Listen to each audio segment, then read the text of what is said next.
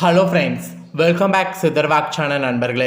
எனக்கு இந்த வீடியோவில் பார்த்தீங்கன்னு வச்சுக்கோங்களேன், மிக மிக முக்கியமான ஒரு ஆன்மீக ஜோதிட தாள்களை தான் இப்போ இந்த வீடியோவில் பார்க்க போகிறோம். செப்டம்பர் மாதம் 7ஆம் தேதி ஆவணியுடைய 22ஆம் நாள் சனிக்கிழமை விநாயகர் சதுர்த்தியானது வருது. இந்த விநாயகர் சதுர்த்தி மிகவும் முக்கியமான ஒரு சதுர்த்தியாக சொல்லப்படுது. ஒரு நாட்டுடைய பொருளாதாரத்தையே தூக்கி நிறுத்துகிற அளவுக்கு பிள்ளையார் செய்திருக்கிறாரு. அந்த எந்த நாடு தெரியுமா? அதை நான் உங்களுக்கு இந்த வீடியோவில் ஷேர் பண்ணுறேன். இந்த வீடியோவில் பிள்ளையார் சதுர்த்தி என்றால் என்ன, இந்த பிள்ளையார் சதுர்த்தியில் நடந்த அதிசயம், இந்த பிள்ளையார் சதுர்த்திக்கு பிறகு நம்ம ராசிக்கு என்ன தலையெழுத்து மாறும் அப்படிங்கிறத பார்க்க போகிறோம்.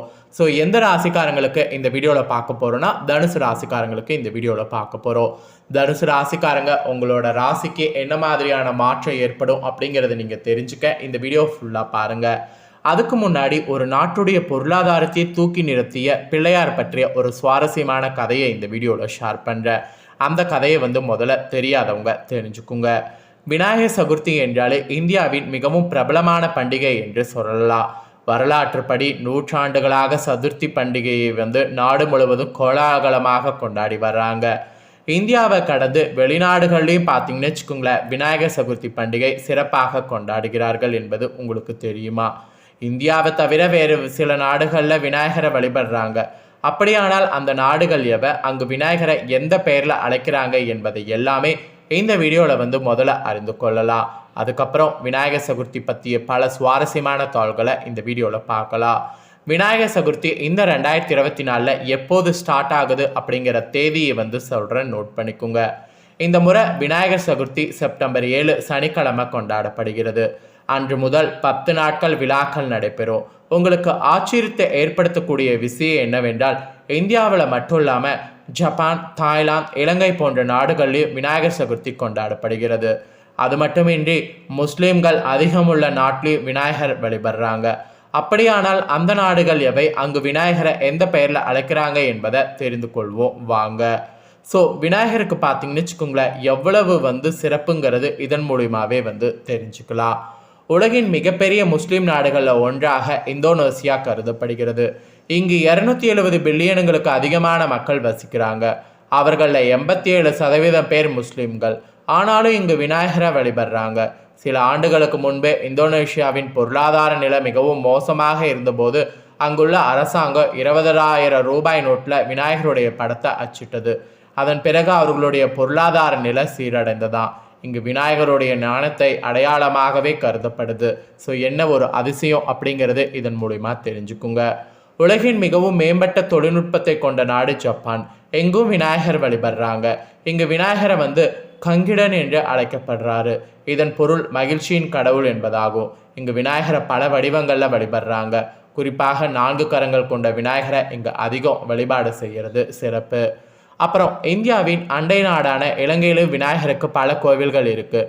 இங்கு தமிழ் பகுதிகளில் கருங்கல்லால் செய்யப்பட்ட விநாயகர் சிலைகளை வழிபடுறாங்க. இங்கு விநாயகர் பிள்ளையார் என்று அழைக்கப்படுறாரு. இலங்கையில் 1-2 அல்ல, மொத்தம் 14 பழமையான விநாயகர் கோவில்கள் இருக்குது. இங்குள்ள பௌத்த விவாகரங்களில் விநாயகருடைய சிலைகள் காணலாம். அதுக்கப்புறம் தாய்லாந்தில் பார்த்தீங்கன்னு வச்சுக்கோங்களேன், ஏனைகளுடைய நாடு என்று அழைக்கப்படுது. இங்கு பலர் பௌத்த மதத்தை பின்பற்றுறாங்க. இங்கு விநாயகரை பிரபிகடன் என்ற பெயரில் வழிபடுறாங்க. இதன் பொருள் எல்லா தடைகளையும் நீக்க கடவுள் என்பதாகும். இங்கு எந்த ஒரு சுபகாரியத்தை தொடங்கினாலும் முதல்ல விநாயகரை வழிபடுவது வழக்கம். இங்கு விநாயகர் சதுர்த்தி விழாக்கள் சிறப்பாக கொண்டாடப்படும்.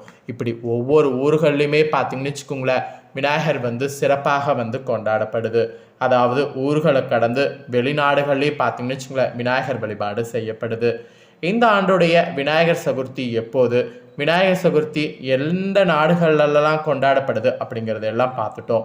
இப்போ அடுத்ததாக இந்த விநாயகர் சதுர்த்திக்கு பிறகு தனுசு ராசிக்காரங்களுக்கு என்ன மாதிரியான பலன் கிடைக்கும் அப்படிங்கிறத பார்க்க போகிறோம். தனுசு ராசிக்காரங்க உங்கள் ராசிக்கு என்ன மாதிரியான கிரகநிலைகள் அமைஞ்சிருக்கு அப்படிங்கிறத முதல்ல தெரிஞ்சுக்குங்க. தனுசு ராசிக்காரங்க மூலம், பூரணம், உத்திராடம் 1ஆம் பாதத்தில் பிறந்தவங்களுக்கு இந்த கணிப்பு கரெக்டாக பொருந்தும். அதனால் தனுசு ராசி இந்த நட்சத்திரத்தில் பிறந்தவங்க வீடியோ ஸ்கிப் பண்ணாமல் பாருங்கள். ஃபஸ்ட்டு கிரகணியில் உங்களுக்கு என்ன மாதிரி அமைஞ்சிருக்குங்கிறத சொல்கிறேன், நோட் பண்ணிக்கோங்க. ரணருண ரேகஸ்தானத்தில் குரு, கலஸ்தரஸ்தானத்தில் செவ்வாய், பாக்கியஸ்தானத்தில் சூரிய புதன், தொழில்ஸ்தானத்தில் சுக்கிரன் கேது, தைரிய வீரிய ஸ்தானத்தில் சனி, சுகஸ்தானத்தில் ராகு, இந்த மாதிரிலாம் கிரகங்கள் பார்த்திங்கன்னு வச்சுக்கோங்களேன் வள வர போகிறாங்க இந்த ஒரு விநாயகர் சதுர்த்திக்கு பிறகு. மேலும் கிரக மாற்றங்கள் பார்த்திங்கன்னு வச்சுக்கோங்களேன் செப்டம்பர் 17ஆம் தேதி பாகிஸ்தானத்திலேருந்து சூரியன் தொழில்ஸ்தானத்துக்கு மாறுறாரு. அதுக்கப்புறம் 19ஆம் தேதி பாகிஸ்தானத்திலேருந்து புதன் தொழில்ஸ்தானத்துக்கு மாறுறாரு. அதே 19ஆம் தேதி தொழில்ஸ்தானத்திலேருந்து சுக்கிரன் லாபஸ்தானத்துக்கு மாறுறாரு. இந்த மாதிரி கிரக மாற்றங்களும் இருக்குது. கிரக மாற்றங்கள் கிரகநிலைகள் இதனோட அடிப்படையில் நீங்கள் பெறக்கூடிய பலன்களை ஜோதிடர்கள் கணிச்சிருக்காங்க. அதை தான் இப்போ இந்த வீடியோவில் சொல்ல போகிறேன், நோட் பண்ணிக்கோங்க. எந்த சூழ்நிலையிலும் அடுத்தவருடைய ஆலோசனைகளை பெற தயங்காத தனுசு ராசி அன்பர்கள் நீங்கள் நேர்மையாக வாழ வேண்டும் என எண்ணுபவர்களாக இருப்பீங்க. இப்படி இருக்கக்கூடிய உங்களுக்கு இந்த ஒரு நாட்களில் இந்த விநாயகர் சதுர்த்திக்கு பிறகு ராசிநாதன் குரு சுக்கரன் வீட்டில் அமர பாக்கியாதிபதி சூரியன் சப்தம தொழில்ஸ்தானாதிபதி புதனோடு பாக்கியஸ்தானத்தில் இணைந்திருக்கிறாரு. இதனால் ராசியை பார்க்கக்கூடிய செவ்வாய் உங்களுக்கு யோகத்தை அள்ளித்தர போகிறாரு. வெளியூர் பயண வாய்ப்புகள் இனி உண்டாகலாம். மனதில் தேவையற்ற எண்ணங்கள் ஏற்படும். ஆனாலும் உங்களுக்கு இருக்கக்கூடிய தன்னம்பிக்கையால் அனைத்து தேவைகளையும் நீங்களே பூர்த்தி செய்து கொள்ள முடியும். அந்த மாதிரியான ஒரு பாசிட்டிவான நாட்கள் தான் இனி வரக்கூடிய நாட்கள். வழக்குகள்லாம் உங்களுக்கு சாதகமான நிலை காணப்படும். திடீர் செலவு உண்டாகலாம்.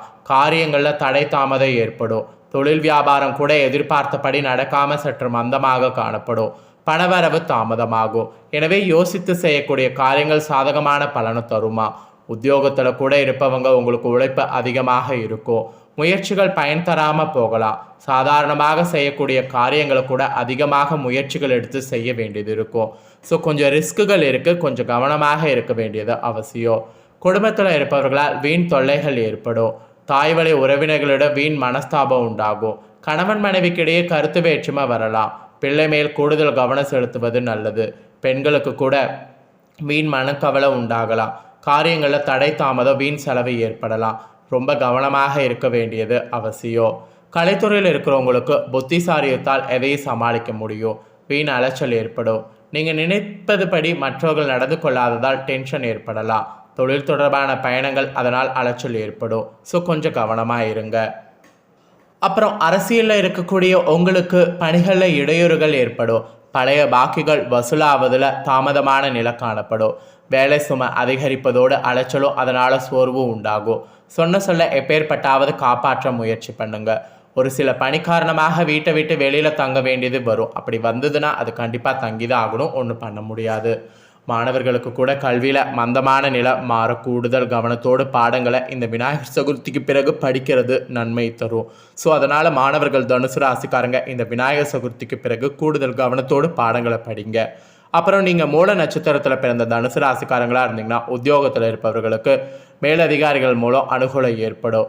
சக ஊழியர்களிடம் கவனமாக பழகிறது நல்லது. குடும்பத்தில் அமைதியும் மகிழ்ச்சியும் இருக்கும். கணவன் மனைவிக்கிடையே நல்லுறவு ஏற்படும். குடும்ப உறுப்பினருடைய உடல்நிலையில் கவனம் தேவை என்று குறிப்பிடப்பட்டிருக்கு. நெக்ஸ்ட்டு பூரட நட்சத்திரத்தில் பிறந்தவங்க உங்களுக்கு கடன் விவகாரங்களில் யோசித்து செயல்படுவது நல்லது. பெண்கள் எதிலும் எச்சரிக்கையோடு ஈடுபடுவது நல்லது. கடித போக்குவரத்து மூலம் நல்ல தாள்கள் வரும். வீண் மனசஞ்சலை ஏற்பட்டு நீங்கும். கல்வியில் ஏற்பட்ட தடை நீங்கும். ஸோ உங்கள் நட்சத்திரக்காரர்களுக்கு இந்த மாதிரியான பலன் கிடைக்கும். அப்புறம் உத்திராடம் 1ஆம் பாதத்தில் பிறந்தவங்களுக்கு எதிர்ப்புகள் அகலும். மனதில் தைரியம் உண்டாகும். எதிர்பாராத திருப்பம் உண்டாகலாம். புதிய நண்பர்கள் சேர்க்கை உண்டாகும். தொழில் வியாபாரத்தில் மேன்மை உண்டாகும். வியாபார போட்டிகளில் சாதகமான பலன்கள் லாபங்கள் கிடைக்கும். ஆனாலும் வாடிக்கையாளர்களை அனுசரித்து செல்வது நல்லது. ஸோ இந்த மாதிரி நட்சத்திர வாரியாகவும் இப்படிலாம் இருக்கணும் என்று சொல்லப்பட்டிருக்கு. பரிகாரமாக என்ன சொல்லப்பட்டிருக்குன்னா இந்த விநாயகர் சதுர்த்திக்கு பிறகு வியாழக்கிழமை தோறும் உங்களுக்கு பிடித்த குரு பகவான் கோவிலுக்கு சென்று வணங்கி வரணும். அதிர்ஷ்ட கிழமைன்னு பார்த்தீங்கன்னா வளர்பிறையில் ஞாயிறு செவ்வாய் வியாழன், தேய்பிறையில் செவ்வாய் வியாழன். அப்புறம் சந்திராஷ்டம தினங்கள் பார்த்தீங்கன்னா 27, 28. அதிர்ஷ்ட தினங்கள் பார்த்திங்கன்னா 20, 21, 22. ஸோ மொத்தத்தில் தனுசு ராசிக்காரங்களுக்கு இந்த விநாயகர் சதுர்த்திக்கு பிறகு என்ன மாதிரியான பலன் கிடைக்கும் அப்படிங்கிறத தெளிவாக இந்த வீடியோவில் எக்ஸ்பிளைன் பண்ணிட்டேன். எக்ஸ்பிளைன் பண்ணதை தெரிஞ்சிருப்பீங்க. ஸோ தெரிஞ்சதுக்கேற்ப நடந்து பலன் பெறுங்க. நீங்கள் இந்த வீடியோவை பார்த்து முடிச்ச உடனே இதை லைக் பண்ணி உங்கள் ஃப்ரெண்ட்ஸ் ஃபேமிலிக்கு ஷேர் பண்ணுங்கள். உங்கள் ஃப்ரெண்ட்ஸ் ஃபேமிலியில் இருக்கிறவங்களும் வீடியோ பார்க்கட்டும். அவங்களும் அவங்களோட ராசி தனுசு ராசியாக இருந்ததுன்னா இந்த பலன்களை பார்க்கட்டும். இந்த பலன்களை பார்த்து இந்த பலன்களுக்கேற்ப நடந்து பலனடையட்டும். கண்டிப்பாக வீடியோ லைக் பண்ணி ஷேர் பண்ணுங்கள். உங்கள் ஃப்ரெண்ட்ஸ் ஃபேமிலி இருக்கவங்களும் பார்த்து பலனடையட்டும். மேலும் இதே போல் புதிய அப்டேட்டான நிறைய வீடியோ நம்ம சேனலில் போடப்படும். அதை எல்லாத்தையுமே உடனுக்குடனே தெரிந்து கொள்ள மறக்காமல் நம்ம சேனலை சப்ஸ்கிரைப் பண்ணுங்கள், கூட பெல் பண்ண ப்ரெஸ் பண்ணுங்கள். ஃபஸ்ட் டைம் பார்க்குறவங்க, சப்ஸ்கிரைப் பண்ணாமல் இருக்கிறவங்க சப்ஸ்கிரைப் பண்ணி பெல் பண்ண ப்ரெஸ் பண்ணிட்டீங்கன்னா இனி நான் போடுற மற்ற அப்டேட்டான எல்லா வீடியோஸும் உடனுக்குடனே தெரிந்து கொள்ளலாம். ஸோ மறக்காமல் பண்ணுங்கள். வேறொரு வீடியோவில் வந்து உங்களை சந்திக்கிறேன். நன்றி, வணக்கம்.